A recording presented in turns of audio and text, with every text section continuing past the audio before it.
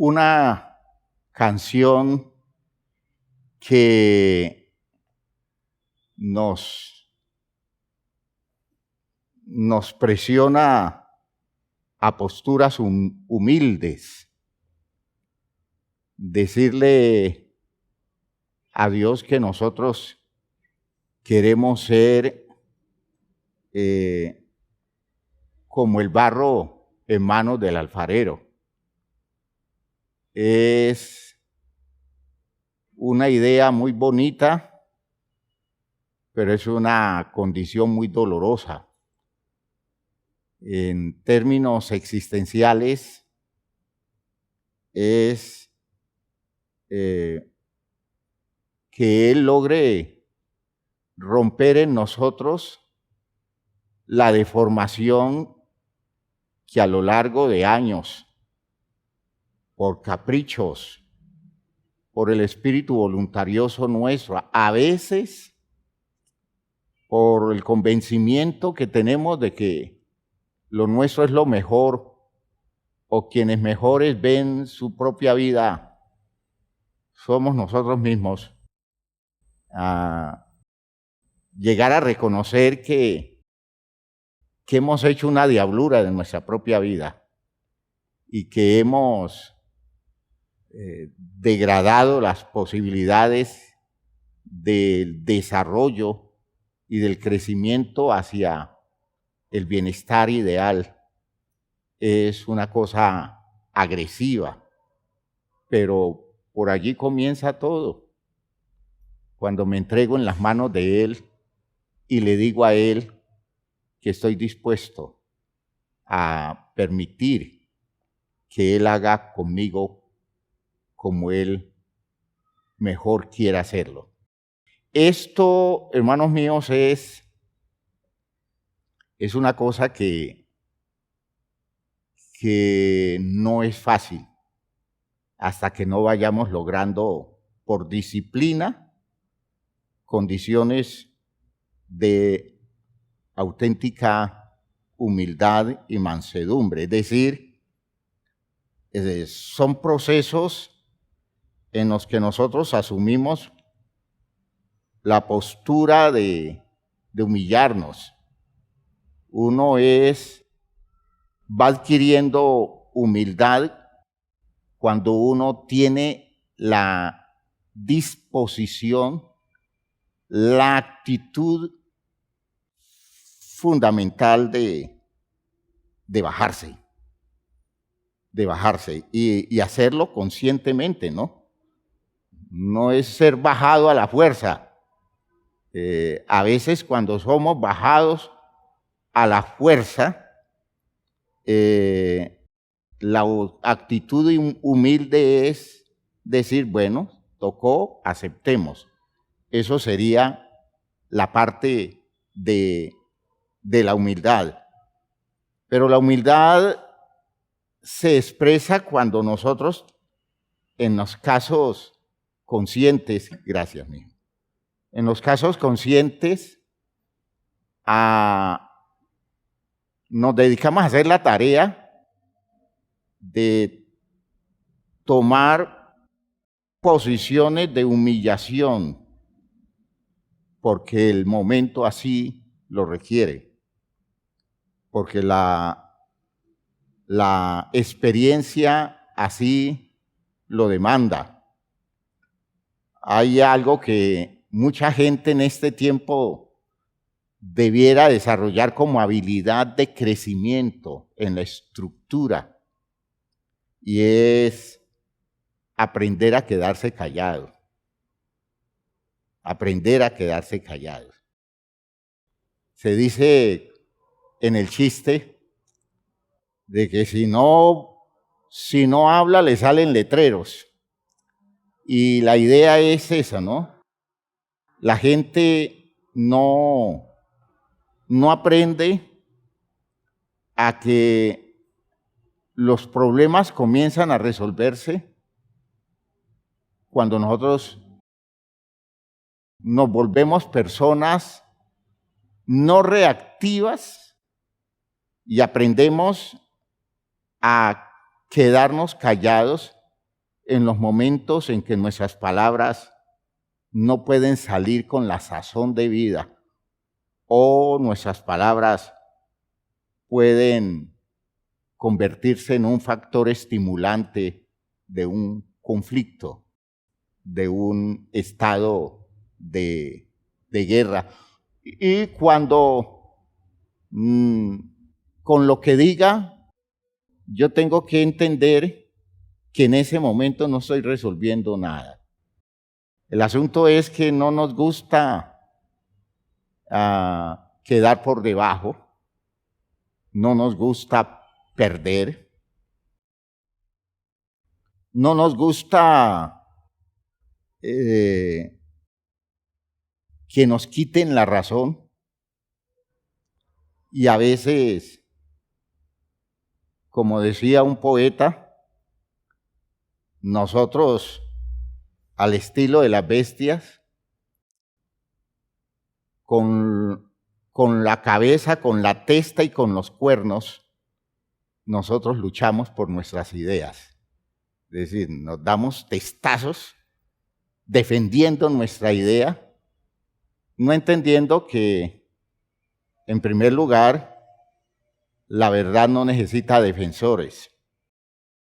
Y en segundo lugar, que en un ambiente conflictivo,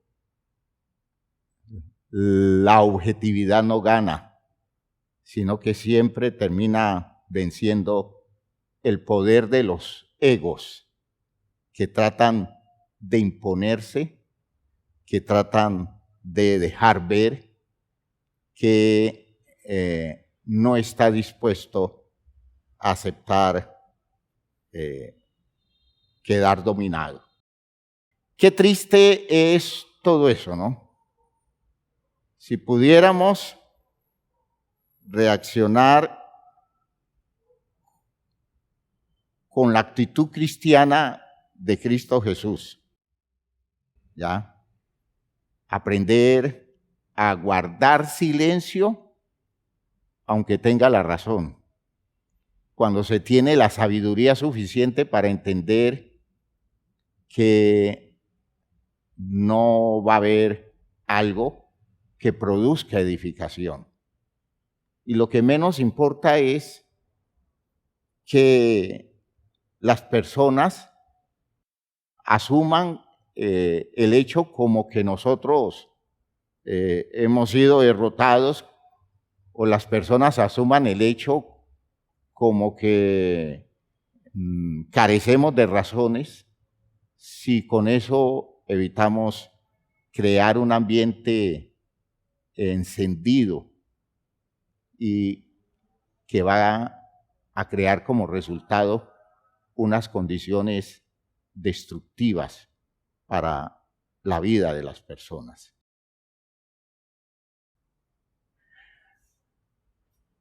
La frase que he escuchado con mucha frecuencia, aún dentro de la iglesia, es que yo a nadie me le quedo callado, ¿ya? A nadie me le quedo callado.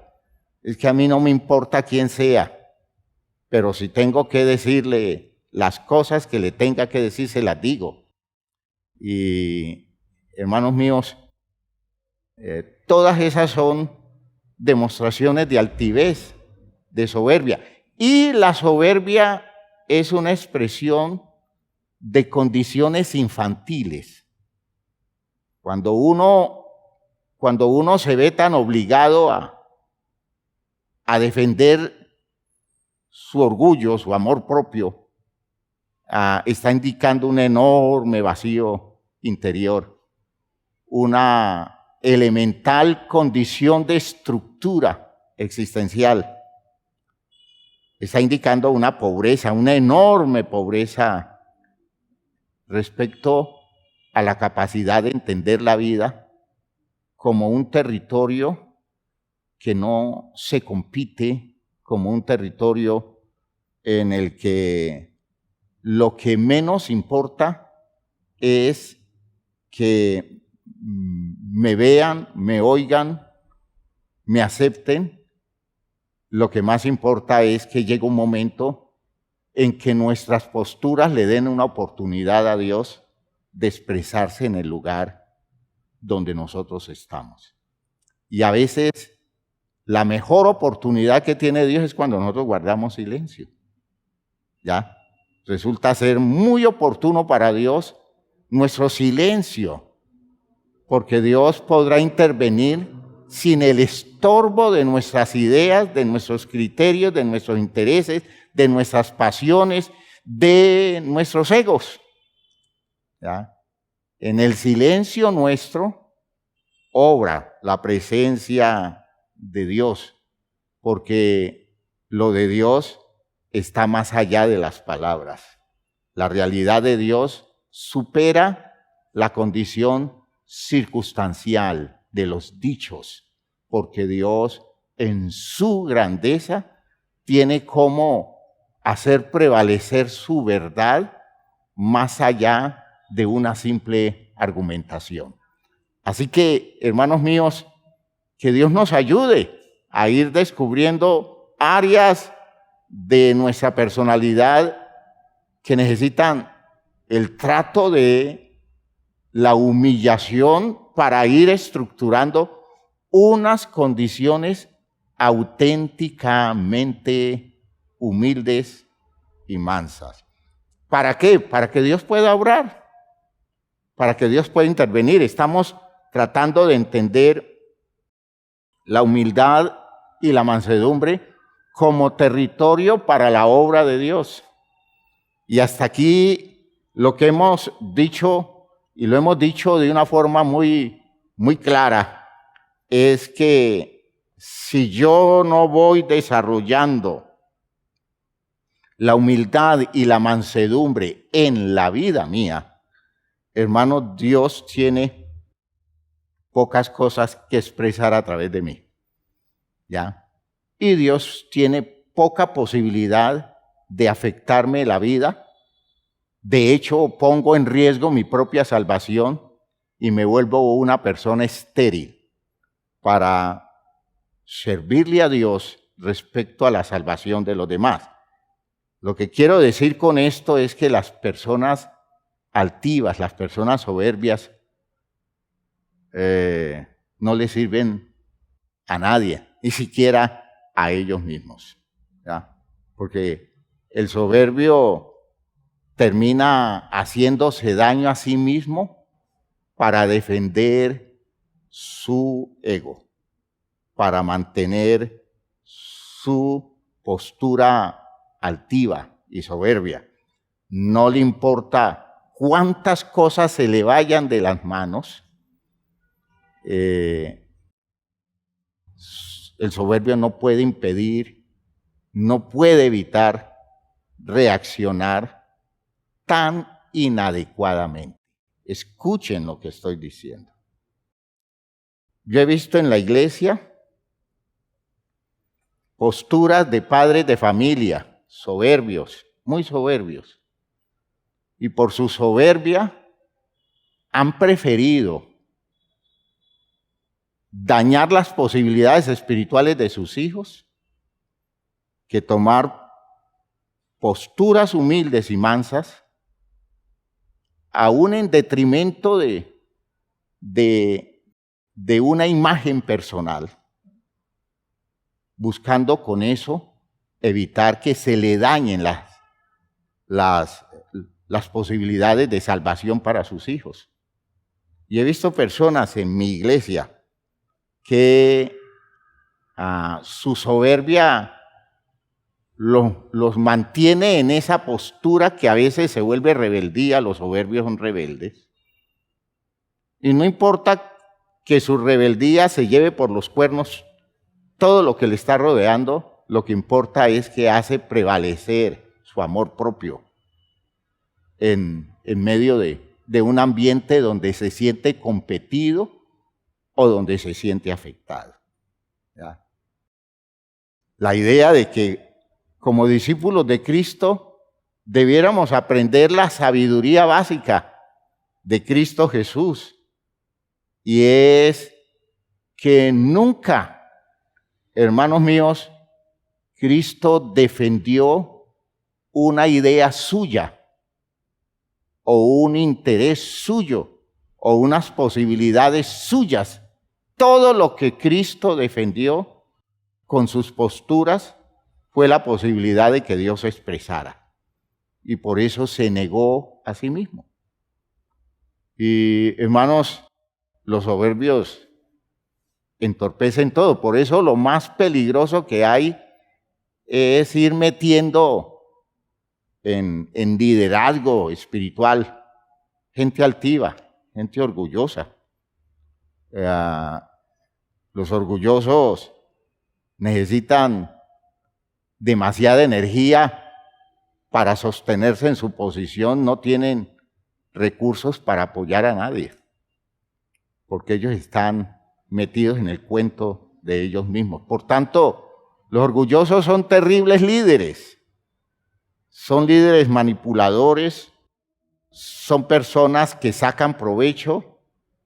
Los orgullosos, los altivos, son personas que tratan siempre de imponerse y son personas que siempre están defendiendo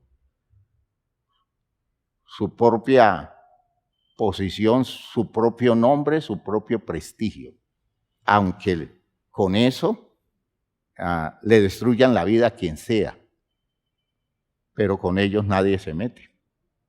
Con ellos nadie se mete. Imagina una persona de esas, soltarle un derecho de autoridad sobre otros, es una persona que hace mucho daño. De hecho, lo hemos vivido, ¿no? El triste daño que producen líderes muy altivos, y que no entendieron la demanda básica del ministerio, que es comenzar a trabajarse duro su propio ego y someterlo a la disciplina de Cristo Jesús. Así que el asunto es bien complicado, bien difícil. Tengamos en cuenta algo, hermanos míos, que la altivez cierra al ser humano en sí mismo. ¿Ve? Toda persona altiva se encierra y todo lo hace girar alrededor de sí mismo. El altivo no puede salir de él. El altivo no se proyecta hacia ningún lado, distinto de lo suyo, de su propio mundo y de sus propios intereses. No tiene para dónde jugar, no tiene para dónde moverse. De hecho, no tiene forma de salir, porque salir lo hace expuesto a perder sus posiciones que son los que le dan su sentido de valor o de importancia. ¿Ves? Entonces, imagínense, una persona altiva es casi como un niño en su primera infancia. Los niños en su primera infancia están en ellos, muy metidos en ellos, y ellos comienzan a salir de ellos, a establecer el vínculo especialmente con la mamá. Pero lo primero que ellos perciben de lo que les rodea, no pueden verlo fuera de ellos. Ellos lo vinculan con ellos mismos, porque no tienen más elementos, ¿no? Está apenas conociendo. De modo que la pobre conciencia de sí mismo que tiene un niño hace que crea que todo lo que lo rodea es extensión de él. ¿Ve? Los niños creen que el seno de la mamá es la extensión de la boca de él. Por tanto, eso es su propiedad porque es parte de él mismo. Él no tiene cómo distinguirlo. Y se necesita que vaya pasando el tiempo para que él vaya haciendo la distinción entre lo que es él y lo que es lo otro. ¿Ya? Y eso es maduración. Eso es maduración. La gente a veces se queda estancada en sus procesos de maduración, y una expresión de su estancamiento es su egolatría. ¿Ya? El ególatra es un inmaduro. ¿Ya? Es una persona que todo lo que ve válido, importante, significativo, tiene que ver con lo suyo, porque no tiene capacidad para ver nada más. Por tanto, es una cosa de madurez, es una cosa terrible, ¿ya? Es una cosa, diría yo, monstruosa, que una persona no alcance a ser consciente de la riqueza que hay más allá de él. Y todo lo que ve o todo lo que detalla y que nada tiene que ver con él, no tiene capacidad para darle valor, siquiera tiene capacidad para darle importancia. No le da importancia. Así que la persona más inmadura que existe en el ególatra que tiene que ver con la expresión del orgullo y la altivez. El orgullo y la altivez es como una manifestación de esa egolatría. Pero la condición más primitiva de eso es el narcisista que mencionábamos hace algún tiempo, ¿no? El narcisista es una persona que no tiene cómo apreciar lo que no sea él, lo que no tenga que ver con él. No tiene cómo. El orgullo es un poquito más avanzado, un poquito más maduro que la condición narcisista. Los narcisistas son muy orgullosos, muy altivos, pero hay gente que va madurando, pero se queda corto en la maduración y nunca llega a salir de sí. Y miren ustedes lo terrible de la experiencia, nunca poder salir de sí.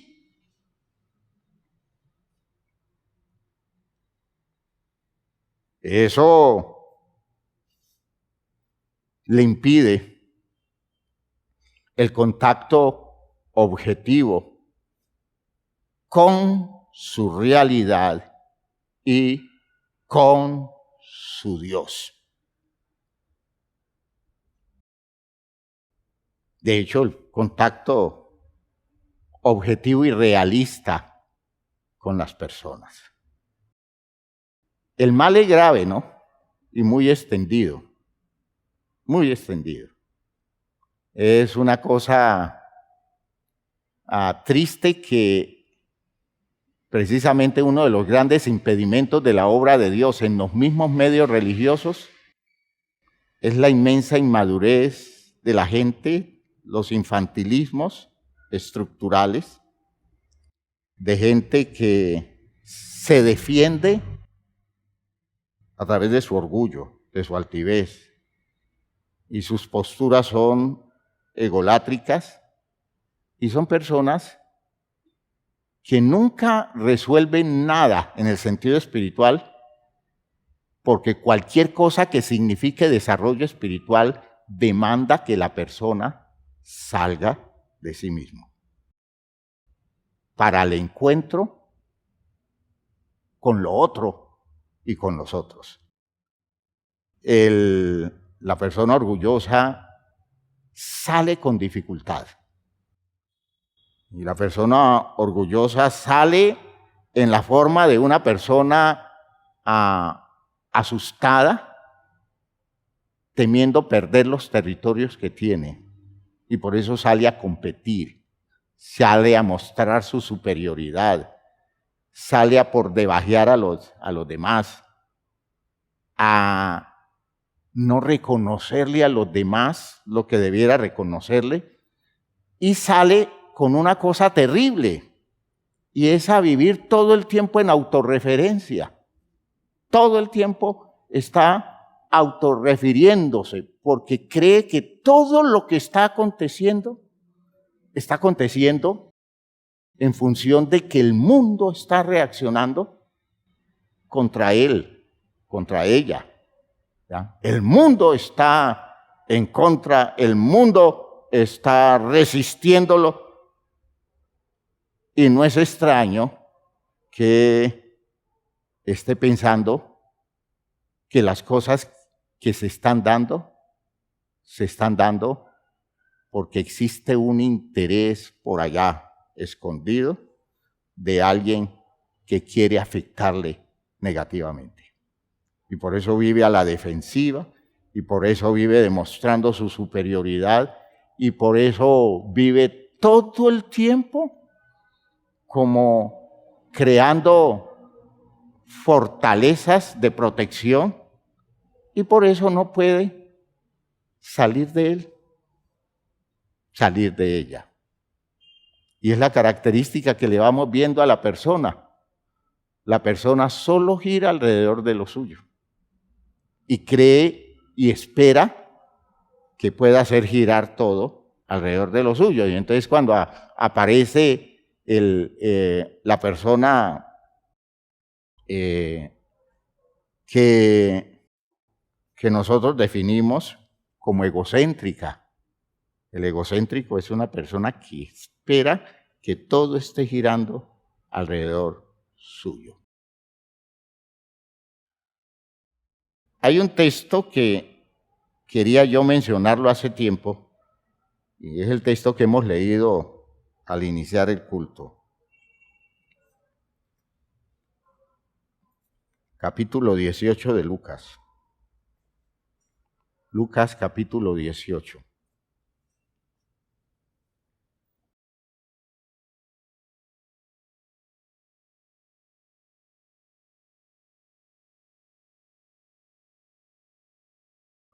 En el versículo 9 de Lucas 18, Jesús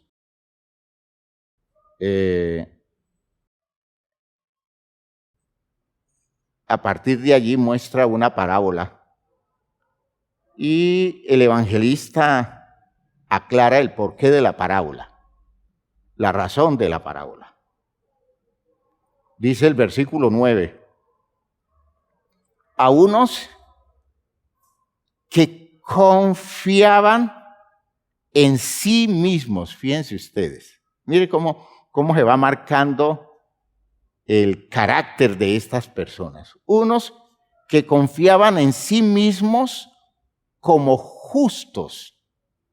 Noten que la visión de ser justo que tiene la persona altiva o soberbia, orgullosa, es una idea propia, no una idea referida a una visión objetiva, no en relación con, sino él o ella viéndose a sí mismo y juzgando lo suyo a partir de sus propias ideas, de sus propios argumentos, de sus propios intereses.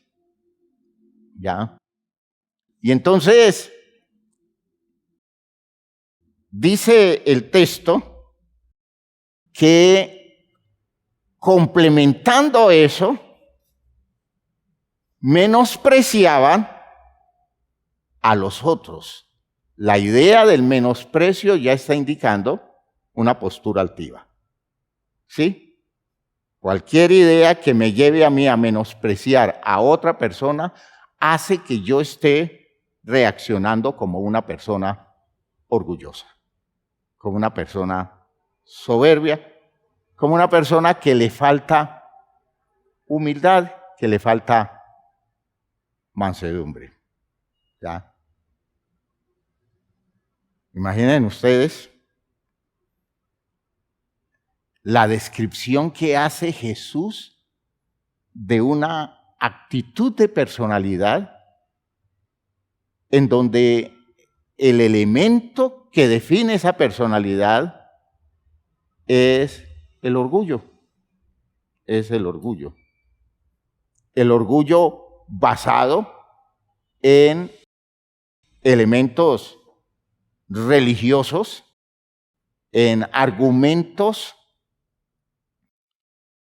todos ellos eh, elaborados alrededor de su idea de Dios, pero la idea que el altivo tiene de Dios es una idea que no sale de él, de cómo lo ve él, cómo lo piensa él, no como objetivamente debería verlo, porque el altivo no tiene cómo recibir una formación para conocer a Dios, porque está encerrado en él. ¿Están oyendo lo que estoy diciendo? El altivo está encerrado en él. ¿Ya? Por eso los altivos no escuchan. Los altivos no se sientan a aprender.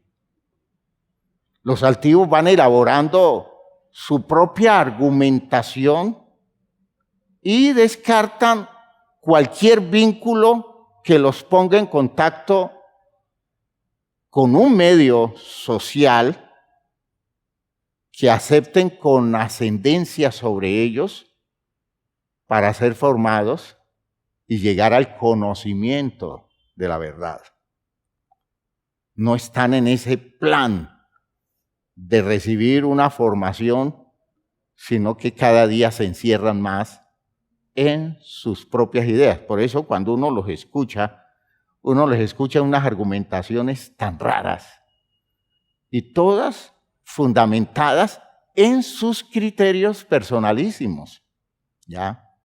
A veces son personas que leen y toman de lo que leen aquello que defiende sus ideas sin medir la validez en el campo del conocimiento de lo que están apreciando como verdadero, ¿no? Porque no tienen interés objetivo de conocer una verdad, sino que quieren construir su propia verdad. No han salido de ellos, no han podido salir de ellos.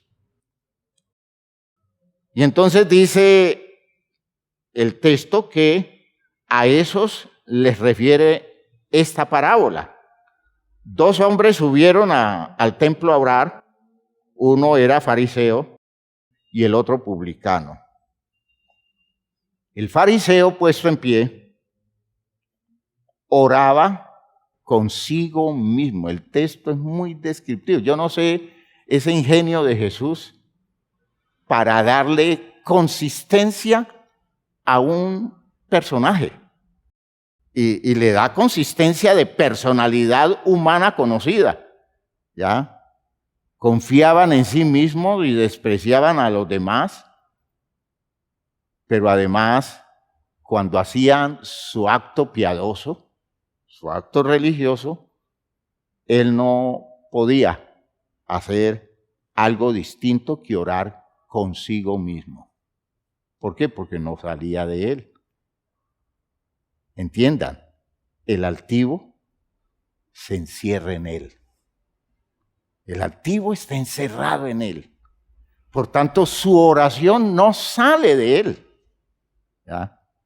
Y toda su petición está ligada a sus intereses propios, dirigido a un Dios que él construye de acuerdo a sus intereses, de acuerdo a sus sentimientos, de acuerdo a sus emociones, de acuerdo a sus gustos. Y para eso usa textos de la Biblia, que los textos bíblicos sirven para todo, según los quiera usar cada quien. Observen que estamos identificando la gravedad de un problema muy serio desde el punto de vista espiritual. ¿Ya? El fariseo, puesto en pie, oraba consigo mismo de esta manera. Dios, imagínense que ese término Dios, que debe de ser la expresión de objetividad por excelencia, no es más que una referencia, una autorreferencia, ¿no?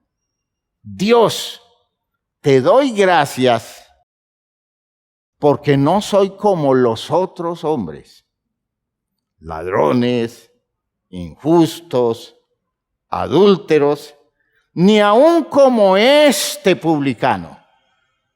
Lo tenía cerca y entonces tuvo la oportunidad de usarlo como referencia.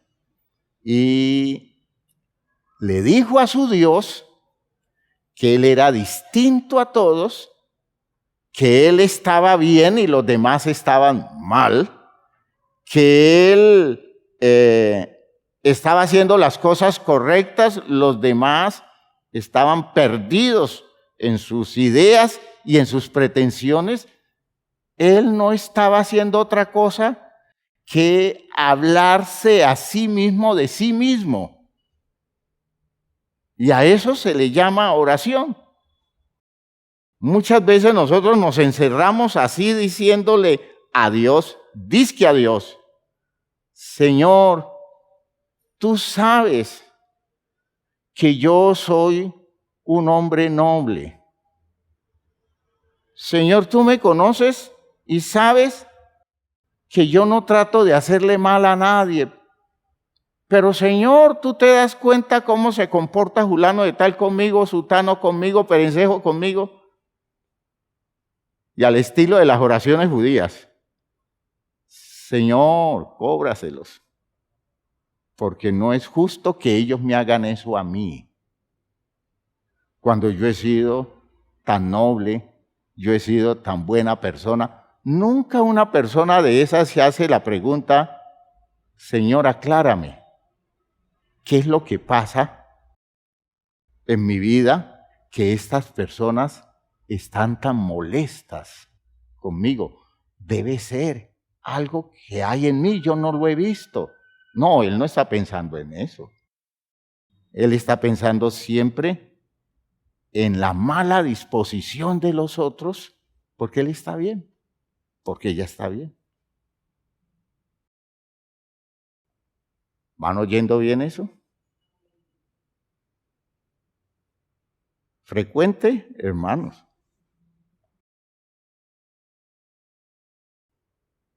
Ese es el ambiente regular de la gente religiosa. ¿Ya? Y estoy hablando solo de lo religioso, porque a otros niveles, pues, ¿para qué hablamos? Se supone que el nivel el territorio de la confrontación ideal es el de la religión. Y si aquí pasan esas cosas con esas características, ¿usted se imagina lo que hay allá afuera?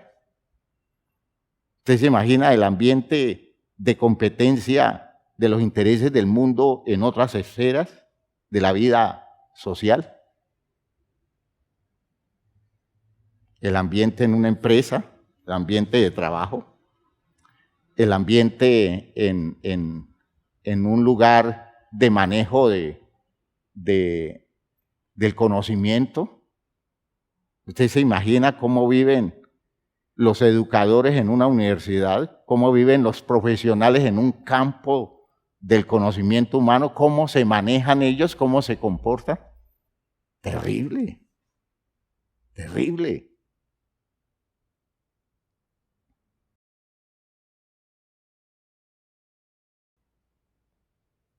Si así vivimos en los hogares, esos son los ambientes de los hogares muchas veces. Todo el mundo sintiendo que los demás le cargan la mano, pero pocos hacen el análisis serio preguntándole al Señor, Señor, ¿qué debo corregir en mí para que en lo que dependa de mí eso se pueda evitar? No, Señor, tócalos, cámbialos. Señor, llévalos a que reaccionen, que se arrepientan, que se conviertan, Señor, para que no me sigan dando coscorronazos a mí. Pobre de mí, mira, Señor, cómo tengo la cabeza de dolida, cómo tengo esta cabeza llena de chichones por todos los golpes que me dan. ¿Y yo qué he hecho? ¿Yo a quién le he hecho daño? Y se nos vienen las lágrimas Y terminamos conmovidos en la presencia del Señor. Y casi que llevamos a Dios a arrepentirse de haber permitido que nos hagan tantas cosas, porque el drama nuestro es terrible. ¿Me están escuchando, hermanos míos? Feo, ¿no? Feo el asunto. Pero así nos estamos moviendo. Ayuno 2 veces a la semana. Doy diezmo de todo lo que gano. Y Jesús dice, mas el publicano, estando lejos, no quería ni aún alzar los ojos al cielo, sino que se golpeaba el pecho diciendo, Dios, sé propicio a mí, pecador. Aquel que logra reconocer su pecado es porque descubre territorio de la santidad de Dios, la virtud de ver al otro por excelencia distinto a quien se acoge buscando la restauración de su vida. Eso es humillarse para poder ser afectado por la buena voluntad de Dios. Oigan. Humillarse para que Dios pueda meterle la mano a la vida y sacarlo de allí. ¿Ya? Dios, sé propicio a mi pecador. Jesús concluye. Os digo que éste descendió a su casa justificado antes que el otro, porque cualquiera que se enaltece, noten que el punto está allí, la parábola gira alrededor de esa idea, cualquiera que se enaltece será ¿qué? Humillado. Y les decía hace 8 días que no es que Dios le dé por humillar atacando al soberbio, sino que el soberbio lo que hace con su altivez es impedir que Dios le pueda meter la mano a la vida para sacarlo de su tragedia y librarlo de sus errores, capacitándolo para vivir en territorios de la bendición de Él. Entonces, cuando se pierde todo eso, es como si le hubiera caído la roya a la vida, es como si hubiera caído en desgracia, pero no es porque Dios le está cargando la mano, precisamente es lo contrario, es porque Dios no puede meter la mano allí. Su soberbia lo está impidiendo y no lo puede salvar. El otro que se agacha y reconoce todas sus limitaciones y se abre hacia Dios, sé propicio a mí, porque yo soy un pecador. Ese otro se está prestando generosamente para que Dios haga maravillas en la vida de él, para que Dios construya alternativas de salvación en la vida de él. Por eso entonces podemos decir que el fariseo no podía ser interpelado, pues estaba encerrado en él. ¿Ven? Su problema estaba encerrado en él. Su afán egolátrico era evidenciar su superioridad sobre los demás, no ser confrontado por las razones trascendentes de Dios. ¿Qué hace el altivo? ¿Qué hace el ególatra? De frente va diciendo, ellos son o ellos no son lo que dicen que son, pero no deja que se le toque la vida. Todo el tiempo está mirando la situación de los otros, todo el tiempo está mirando la dificultad como la que presentan los otros, todo el tiempo está viéndose afectado por las posturas de los otros y nunca se ha preguntado cuánto afecta a los otros él o ella. Nunca, es incapaz de ver eso. La gente dice, eso es malicia. Realmente en muchos casos no es malicia. En muchos casos es absoluta impotencia, incapacidad absoluta, incapacidad total.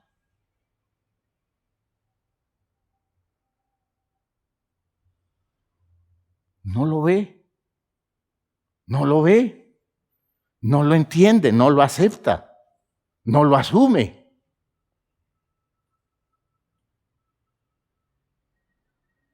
A veces escucho a los hermanos decir, es que él se hace, ella se hace, y uno se pone a ver, haciendo el análisis de orden psicológico, de orden psiquiátrico, en el acercamiento que uno tiene, uno dice, no, no es consciente. No es consciente. Y no es que no haya interés o no haya el esfuerzo de dejarle ver, porque se le dice de una forma, se le dice de otra forma, y lo entiende de cualquier otra manera, menos como algo que pueda confrontarle su propia vida. Todas esas personas están encerrados en ellos mismos, por eso no son personas que tengan un mínimo de disposición de cambiar. No van a cambiar porque nada pueden ver y todo lo que están viendo son los inconvenientes externos. Si son personas del medio religioso, todo el tiempo están viendo la iglesia mal. En la iglesia hay esto, en la iglesia hay esto otro, en la iglesia hay esto otro. Y uno dice, ¿y cuándo es capaz de ver lo suyo? Lo propio. No lo ve. El día que logra verlo, hay que estar cerca para que la vida no se le desplome en una crisis terrible existencial. Porque Dios a veces logra romper todo eso y la persona como que abre los ojos y medio descubre lo que hay allá adentro y entra en una crisis terrible, porque es la crisis que se produce en el amor propio, el orgullo herido, el impacto sobre una personalidad encerrada en ella que logra ser penetrada por una lucecita de la verdad. Y muchas veces el efecto es paradójico, no es lo que uno esperara de decir me arrepiento, me convierto, uy, qué cosa tan terrible. No, entra en otra forma de crisis donde lo que considera es que lo suyo es tan terrible, tan grave, que no tiene perdón de Dios y que no hay alternativa, que está condenado. Entonces, son trabajos sobre trabajo que se tienen que hacer sobre esas personalidades y en muchas ocasiones los resultados se van dando hermosos, pero en muchas ocasiones son círculos viciosos de la persona entrando en posturas egolátricas o en posturas altivas, justificadas, aún con ideas de aparente reconocimiento de las cosas negativas de su propia vida.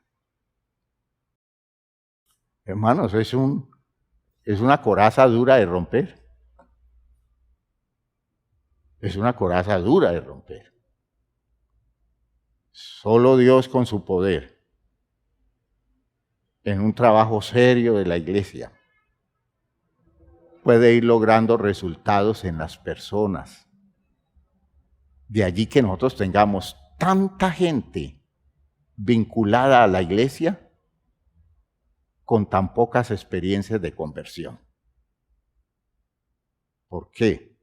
Porque se acomodaron, porque se ven bien así, porque nada los lleva a interpretar que es preciso hacer los ajustes, porque las cosas están mal y hay que replantear la vida de raíz. El publicano, en cambio, se sentía confrontado por las razones de Dios y apelaba a su misericordia, reconociendo su indignidad. Hermano, Dios no puede justificar a una persona que no se ve necesitada de ella desde el territorio objetivo de la necesidad, pues esa persona se ve justa en ella misma. Se ve justa en ella misma. ¿Ya? Yo he tenido casos de personas que me llegan a la consulta y me dicen, pastor, yo sé que no hay ser humano justo delante de Dios. Dígame qué ve en mí para ir yo trabajando mi vida y replanteándome. Digo yo muchas veces, qué papayazo, qué oportunidad. Esto es magnífico, qué bendición. Y comienzo a decir una que otra cosita, porque uno de todas las cosas tiene que ser muy prudente. Y va soltando uno alguna cosita y viene la defensa. Bueno, pastor, eso depende cómo se vea, ¿no? Porque entienda que hay situaciones que se pueden presentar así, así, así. Entonces digo yo, aún está verdecito, hay que dejarlo madurar más para ver si mañana se puede cosechar fruto que valga la pena, porque todavía no está. Entonces, cuando uno va viendo todo ese espíritu defensivo, todo ese espíritu de protección de la autoimagen, de protección de su ego, uno dice, todavía Dios tiene que romper esa coraza. Y entonces las personas le dicen a uno, pastor, yo lo estoy diciendo al Señor, se lo he dicho con lágrimas, Señor, muéstrame qué es lo que debo cambiar en mí, a qué me tengo que enfrentar yo. ¿Ya? Y uno dice, es de buena fe que lo están diciendo, pero no han logrado salir de ellos. ¿Por qué? Porque ese es su problema. La altivez no les permite salir de ellos y todo el tiempo están buscando una justificación que lance el problema hacia afuera de ellos y buscan aquí, buscan allá, lo justifican de una forma, de otra forma, atacan. Y esa es de las cosas más peligrosas que hay, porque atacan a veces personas que no tienen cómo defenderse. Los atacan para justificarse a ellos mismos. Mamás que atacan a sus hijos y los agreden feo para justificarse a ellas. Papás que agreden a sus hijos. Esposos que agreden a sus esposas. Esposas que agreden a sus esposos. Hijos que agreden abusivamente a sus padres para protegerse a ellos mismos. Maltratan. El altivo en su afán de autoprotección es maltratador, es maltratadora. Es lesivo. Y una de las cosas que uno en el proceso de salvación hace es tratar de quitar a las personas que están bajo ese yugo, quitarlos de allí para que no los impacte tan agresivamente y no les haga tanto daño. De modo que uno se pone protegiéndolos de que sigan agrediéndolos alrededor de los intereses egolátricos de esa persona enferma que no quiere enfrentarse a sus problemas, sino que los proyecta y con eso maltrata todo su entorno. Y estoy hablando de posturas de altivez. Posturas de altivez. Personas incapaces de aceptar la humillación. Personas incapaces de humillarse. Cuando la disciplina así lo exige.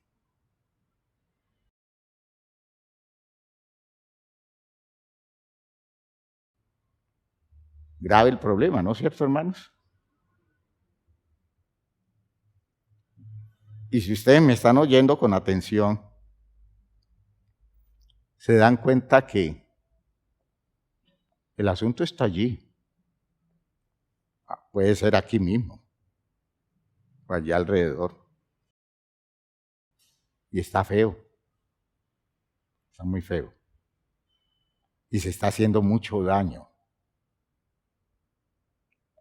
Y se están afectando demasiadas personas. Y se está golpeando la obra de Dios.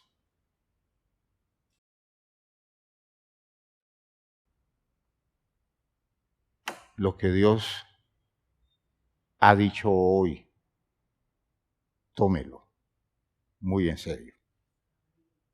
Nos estamos metiendo en cosas muy serias. Muy serias. Que expresan rasgos de personalidades muy afectadas, muy dañadas. Y que son tan insolventes que todo lo que hacen es hacer un hueco alrededor de ellos o en relación con ellos, porque no salen. Cada día se hunden más. Y se vuelve la salida al encuentro con la realidad, con la objetividad, la comunión y el contacto con nosotros, se vuelve más difícil y a veces se elabora argumentos muy elegantes. La cultura elabora muchas cosas elegantes para justificar todo eso y para poner a la gente como persona importante, porque es así. Los artistas son personas que van construyendo su mundo egolátrico y todo el mundo alrededor de ellos le hace la corte, les juega eso, porque la egolatría de un personaje de eso es un negocio enorme. Es muy rentable, es muy productivo. ¿Ve? Y eso se da en las familias. La egolatría de personas importantes de la familia cultivados por todo el mundo porque a todo el mundo le conviene. Alrededor de eso están estableciendo sus vínculos de importancia. Pero nadie enfrenta la cosa diciendo: llegó la hora de la conversión, del arrepentimiento, de recibir palabra de Dios.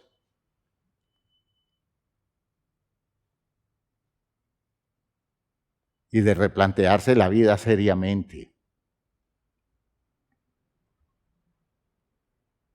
En el nombre del Señor, entonces, conmino a la iglesia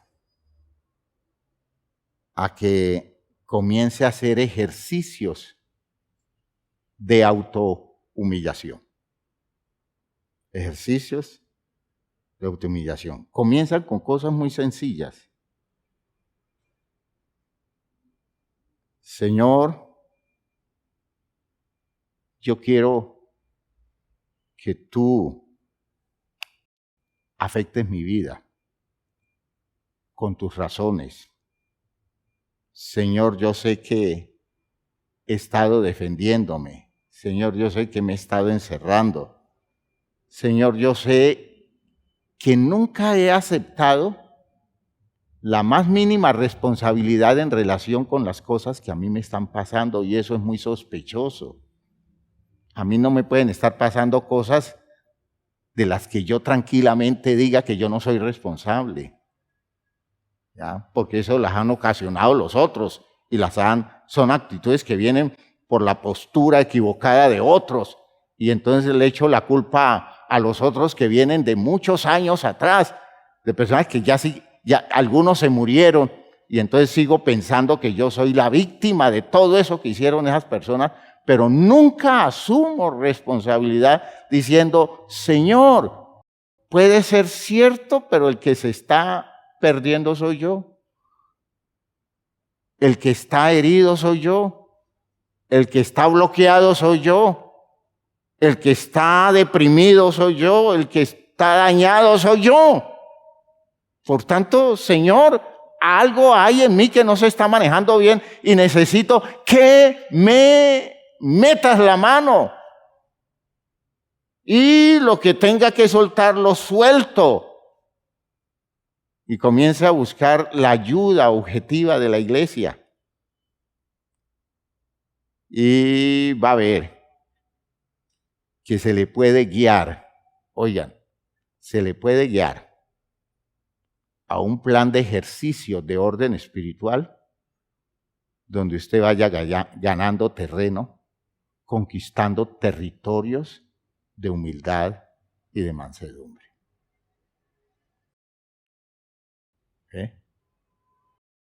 Sospeche de su inocencia, sospeche de su condición de víctima absoluta. Cuando usted se ve víctima todo el tiempo, sospeche de esas posturas en las que usted quiere ver algo inadecuado en usted y cuando tira la mirada lo que ve es lo inadecuado de los demás. No puede ver nada de lo inadecuado suyo porque no tiene cómo. Todo lo que mira es lo inadecuado de los demás. Sospeche de eso. Eso es una enfermedad. Eso es un estado alterado de la salud mental, gravísimo. Solo que nadie lo diagnostica como enfermedad. Pero eso es una enfermedad. Y esa es la enfermedad que el poder de Dios, a través de la palabra, a través del Espíritu, quiere enfrentar y resolver en nosotros. Los invito a que se pongan de pie.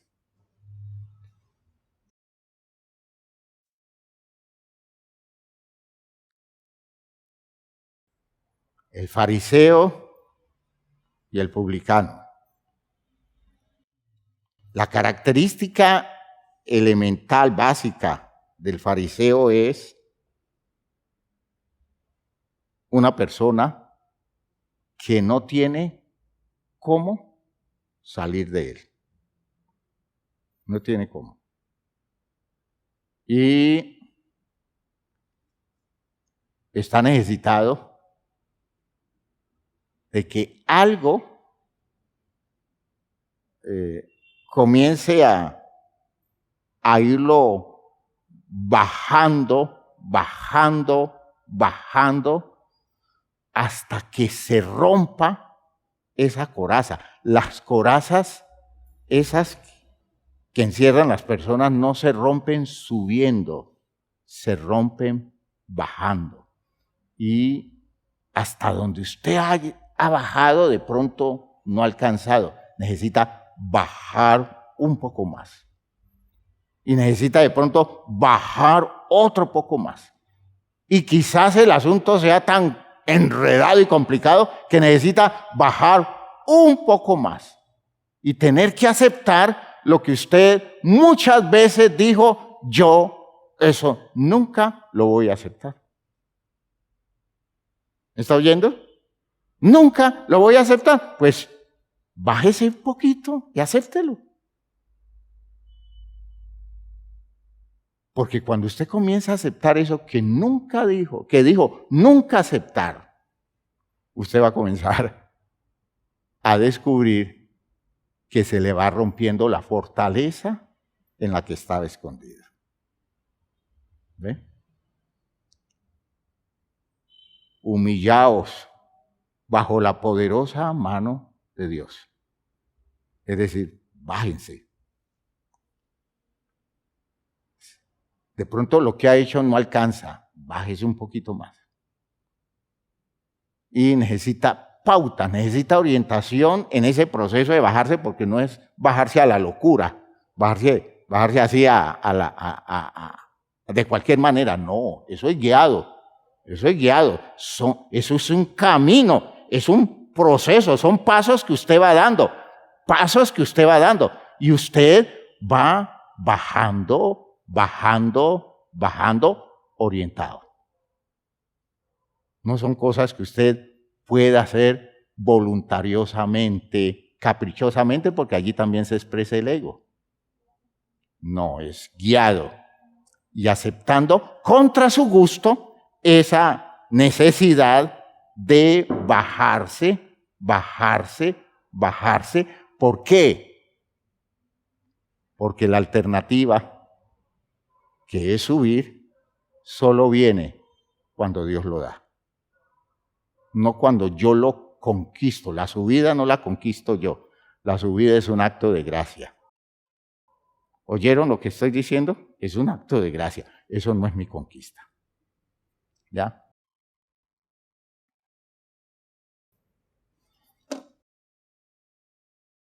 No es fácil, porque estamos rompiendo paradigmas sociales, familiares en los que hemos crecido.